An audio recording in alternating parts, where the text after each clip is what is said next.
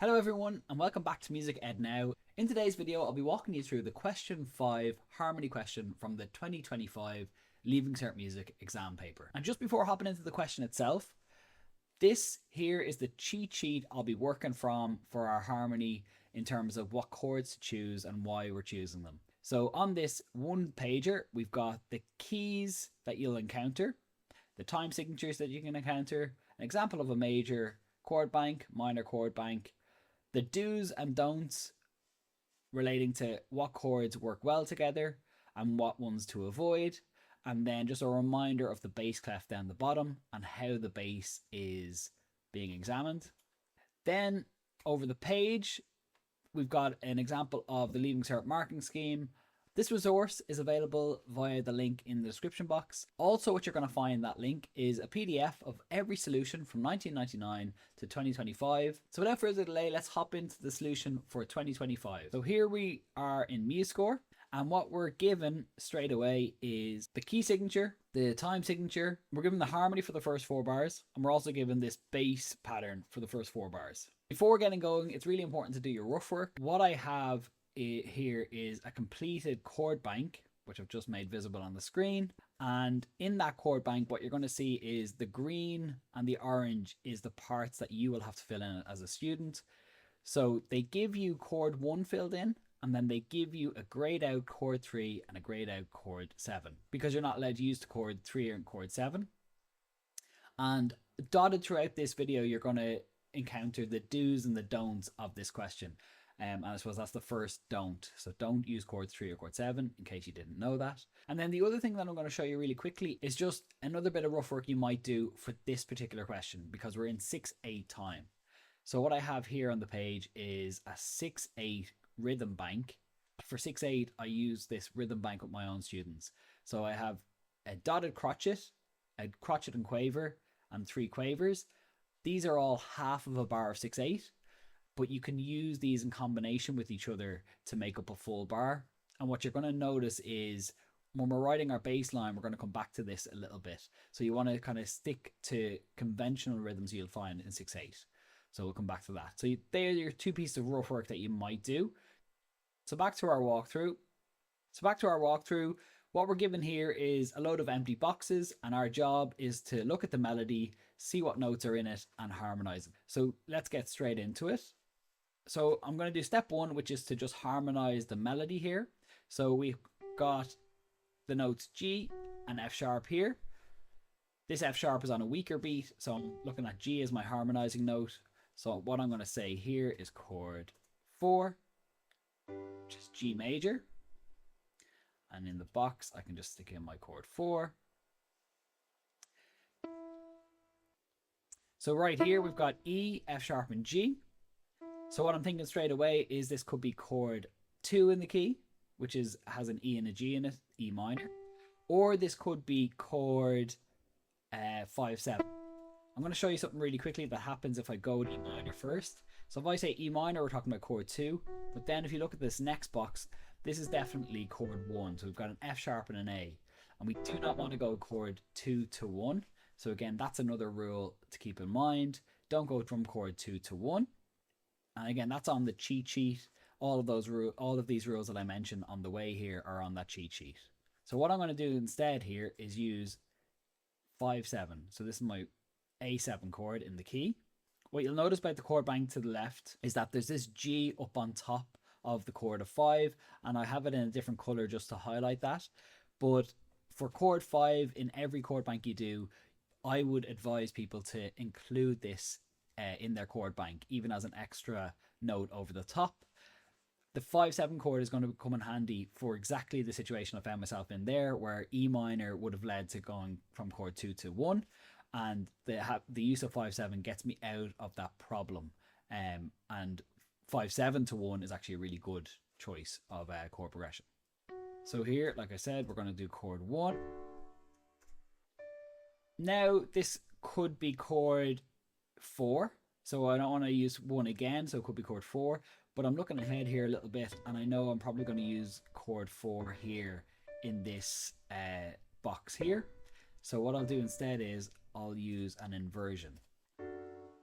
And this allows me to talk a little bit about what an inversion is and when to use it. So an inversion is when we use the same chord, but we started on a note, or we have in the bass part, what's going to sound is a note that isn't the root. So when I have a first inversion chord, what I'm doing is I'm taking the third of the triad of D major, and the third is going to be F sharp if you look at the chord bank. And what I'm saying when I put in this D/F sharp, what I'm saying is that that F sharp note is going to sound in the bass here. So we don't have to do anything with this right now, but when we come back to do our bass line in a couple of moments, we're going to be making sure that F sharp sounds at this point in the bar. In Roman numerals, how we label a first inversion chord is by going 1B. Just in case there's any confusion about why we say 1B for a first inversion chord, I'm just going to explain it really quickly. 1 here in root position, where D is actually the lowest note sounding in the bass here, that's actually called a 1A chord. And over time, we've just gotten rid of the A and we assume root position when we just see the Roman numeral by itself. But the B comes from the fact that this used to be called 1A, and it's just an alphabetical labeling system. So we get 1B because that was 1A and this was 1B. 1C is a second inversion chord, which would put the fifth of the chord into the bass part. And there's actually an example of that in the last 2 bars of this solution. So we'll get to that when we get to it. But for now, we're just using this 1B chord because if we didn't, if we said something like this instead, let me just go through it fully, I'd be in a bit of a pickle here because I'd need to use chord 4 again, or I could use chord 6, but if I do that, let me just put it in for now. The problem with chord 6 here is that I would have chords that are rising a third. So from 4 to 6 is going up 3 steps. If you look at our chord bank and you count them from 4, then 5, then 6. So that's considered rising a third, and we want to avoid that. That's another rule that you'll find there in the cheat sheet from before. So to avoid all of that, what we're going to come back to is our first inversion chord here. So once you have an inversion, this one chord is considered different. So we don't have the same chord in adjacent boxes here. And then this allows me to put in chord 4 here. And 1B going to 4 is a very nice idea because we've got this F sharp going to G in the bass, stepwise movement. Then we've got an A and an F sharp. And again, I'm just going to use D, keep it simple.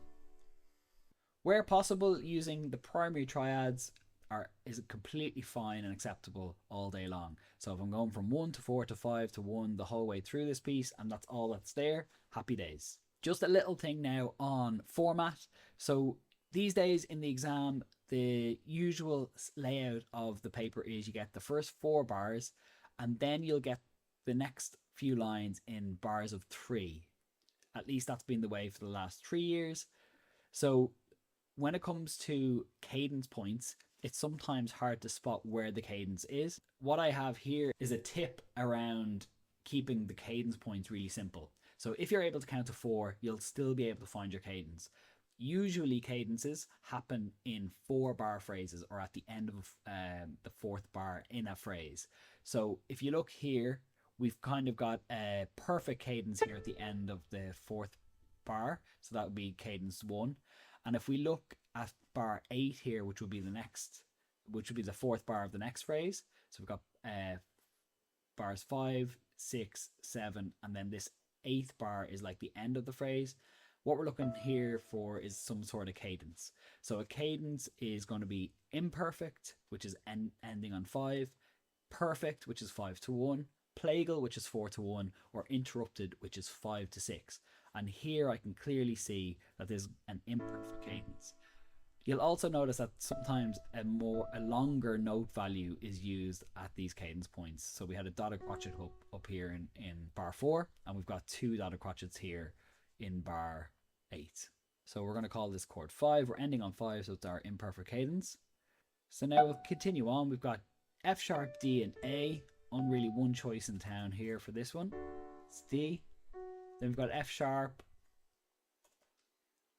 do B minor.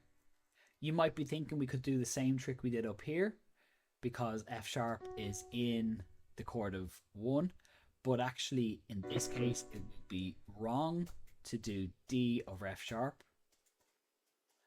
And it gives me an example just to talk about why this is wrong for a second. In our melody we've got an F sharp note. What this chord means is that F sharp would also be sounding at that point in the bar underneath the chord box. So there is a rule that says you're not allowed to double, that's to have them twice, one in the melody, one in the bass.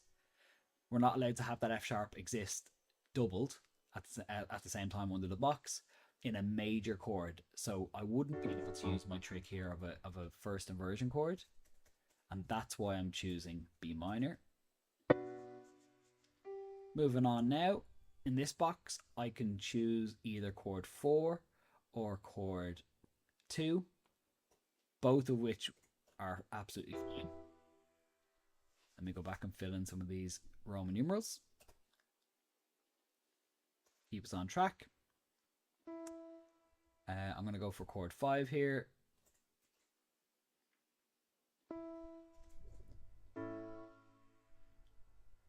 So I've used chord 5 here. Then we've got an E, a C sharp, and an A, and a G and an E. And there's only one box, so there's only one chord that actually fits all of this. So this is why we need to have a knowledge of that 5/7 chord. If you look at the 5/7 chord in our chord bank here, you're going to see that it has all of those notes: E, C sharp, A, G, and E. So let me put in 5/7.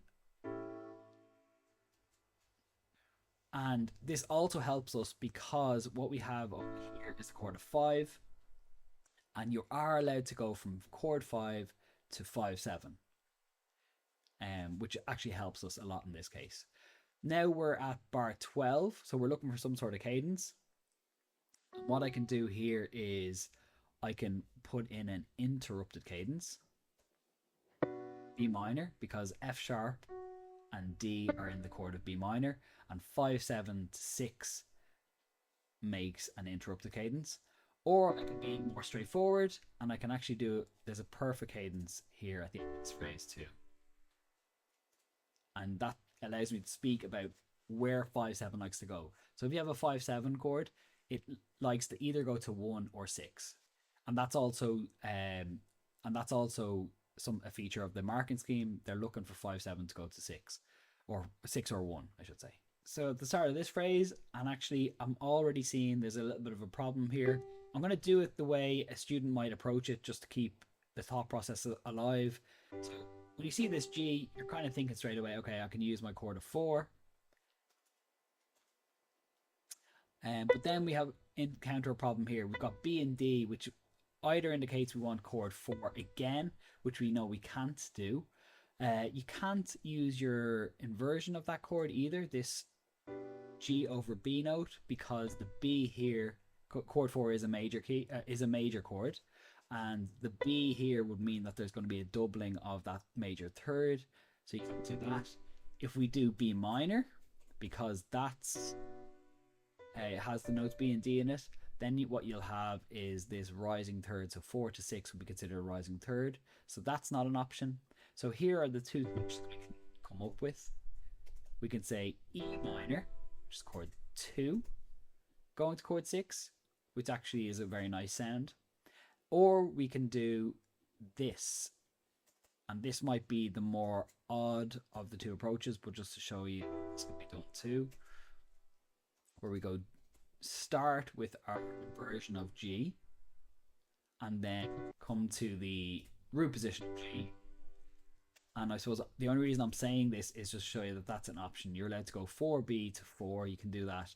You can go 4B to 4 if you need to. You can also go 1B to 1. That's also allowed to do. You're allowed to do that.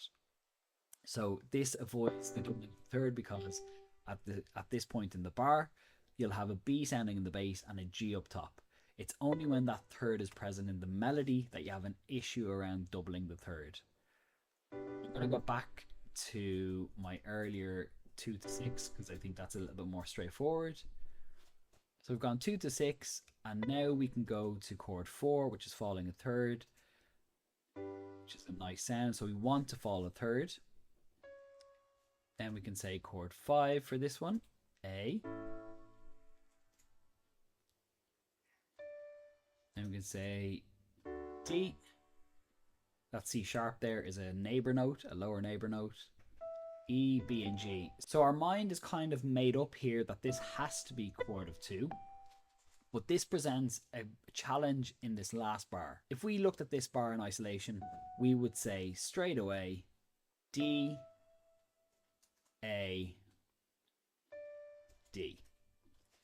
So a nice 1-5-1 perfect cadence at the end of the piece, a very strong finish. The problem here is that you're not allowed to go from 2. That's a rule specified in the marking scheme. So what we need to do is come up with a solution that works around that. One solution is going to involve something that's quite advanced. It's called the cadential 6/4. But just before I do that, and to avoid confusion, I just know what the cadential 6/4 is, I'm going to show you another way you could do this. So you could, instead of going 2 to 1, you could do 2 to 6, which is you're allowed to do, and then 6 to 5 to 1. 6 as an approach chord to a perfect cadence isn't the most conventional way of doing it, but it is seen in different types of music, and in this context as well is acceptable. So if you didn't want to use the cadential 6/4, you could do 6 to 5 to 1. Show you what this cadential 6/4 looks like in chords first and in Roman numerals. So if you're using the cadential 6/4, the first thing to note is you're allowed to go from chord 2 to 1 if you're going to the second inversion of the chord. The next thing to say is chord 1 in second inversion means that the 5th of the triad, so we've got D as the root, F sharp is the third, A is the 5th of this triad of 1. Have a look at the chord bank on the left if you need to.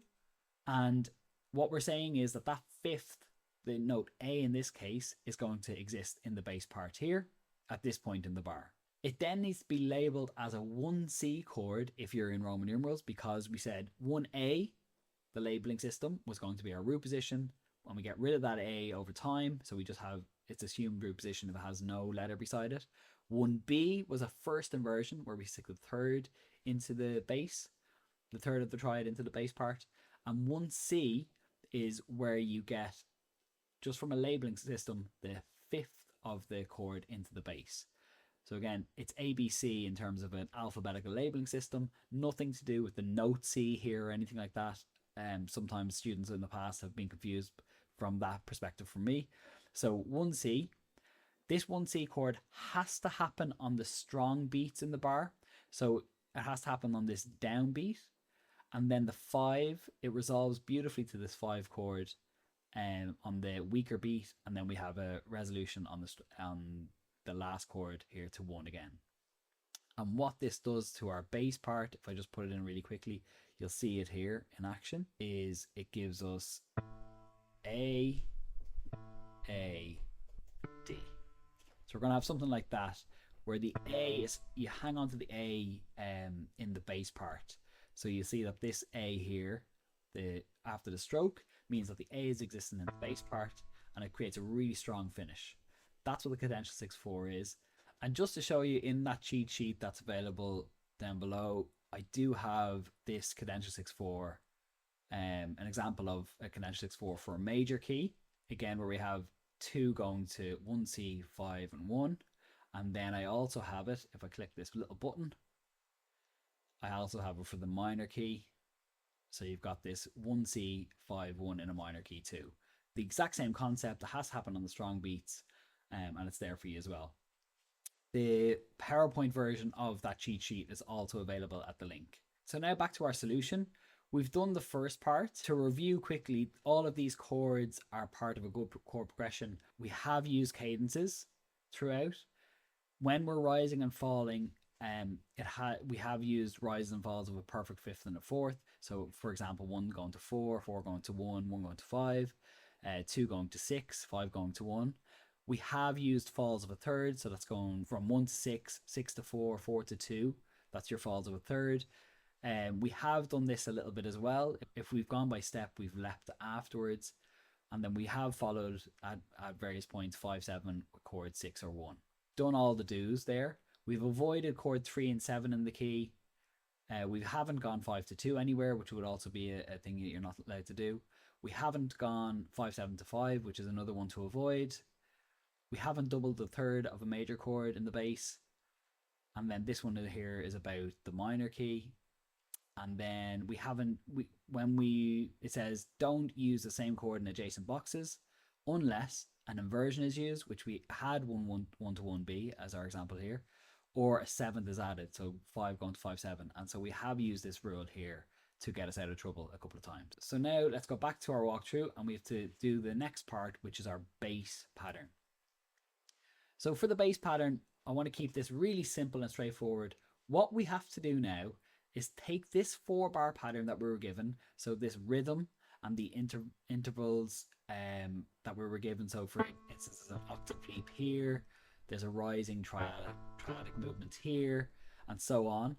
And what we're going to try and do is map this pattern onto the chords that we chose here to harmonize the melody. So if I press Command and copy now, and I simply Command and paste in here, so I've taken these 4 bars and I've just pasted them into these 4 bars, what you're going to notice is straight away that these things are wrong, but this is the idea. You won't have a copy and paste in the day. I'm in MuseScore here, but what we need to do is be able to remap this to the chords that we've chosen. So for example, I said G here, so what this note here needs to be is the root of our G chord. So I go up there and I put that in. You'll notice now that I have the same rhythm that I had in bar 1 of the pattern.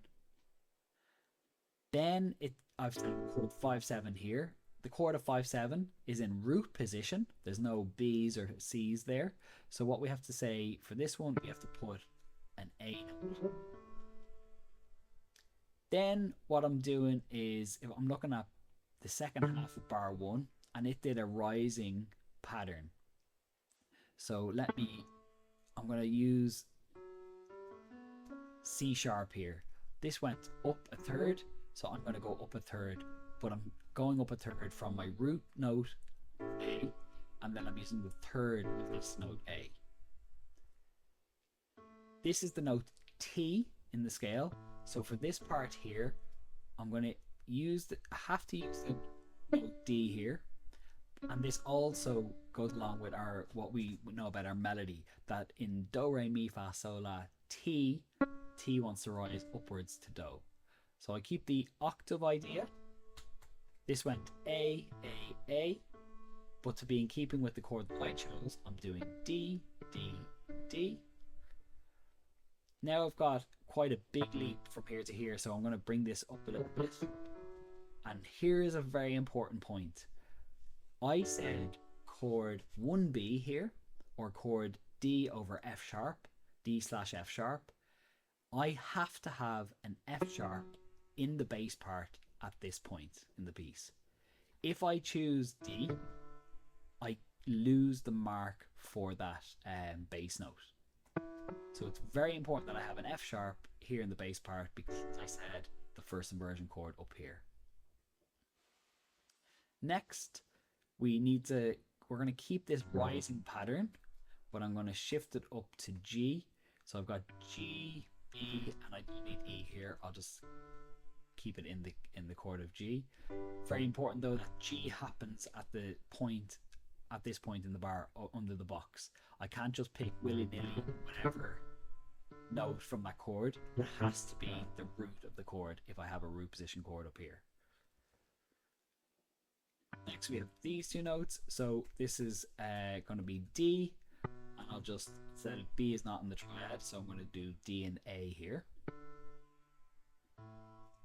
Keeping the same rhythm though that we had in that bar of the pattern. So you'll see here, if you can analyze or compare bar 3 of the given phrase in our bass with bar 3 of the phrase I have here, you'll see that they're very close. So here what I'm doing is I'm keeping within the style of the given opening. Then we had A, D here. So for this one, A, maybe look up here, A. So it went up a fifth, A, and the reason why I'm keeping with A here is because it's A for the entire bar here. So I'm not doing anything too crazy. Okay, the next thing I'll do is I'm going to hit paste again to get the pattern in. And what you'll see, sometimes it just works out. So I can keep my... this is just pasting the very first 4-bar pattern again. Now I'll need to do this for the second one, because it's in B minor at this point in the bar. This note here is B. It has to be B. F sharp actually works for the chord that I have here, so I can leave that the way it is.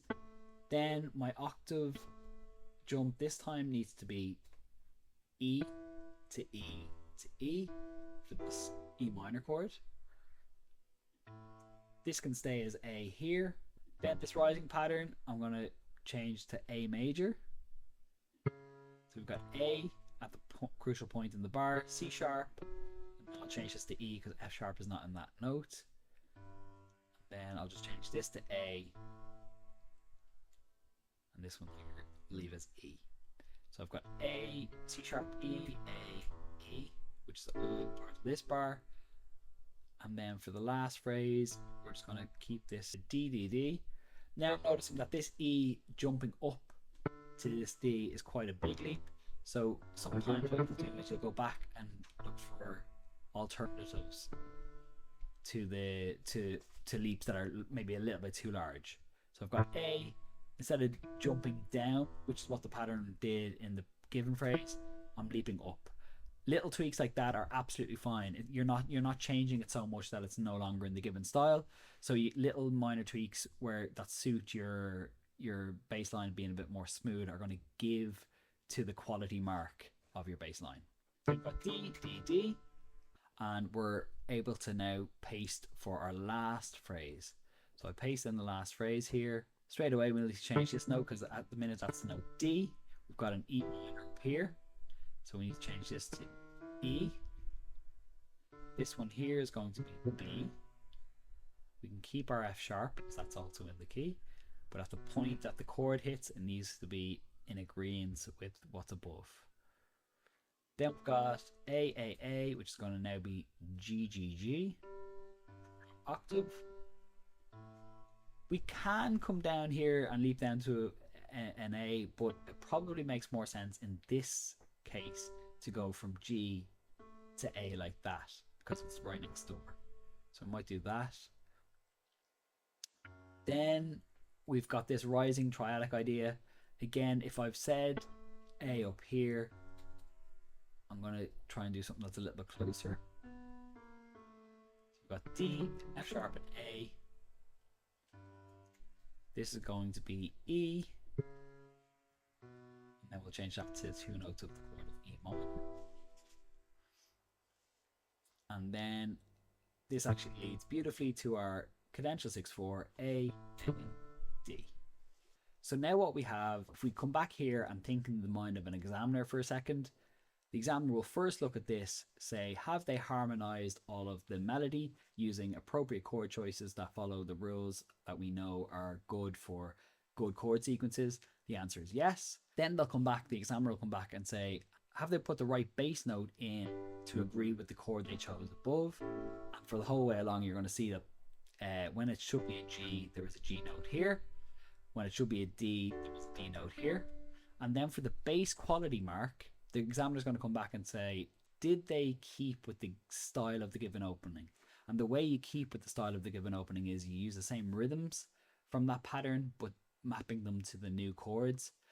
And you also keep relatively, where you can, you keep the same pattern in terms of the intervals used. So if there's an octave leap in the opening, that's quite a distinct feature of the bass line. Is that octave leap there throughout the pattern? And the answer here is yes. So this is an accurate chord solution for the 2025 question 5.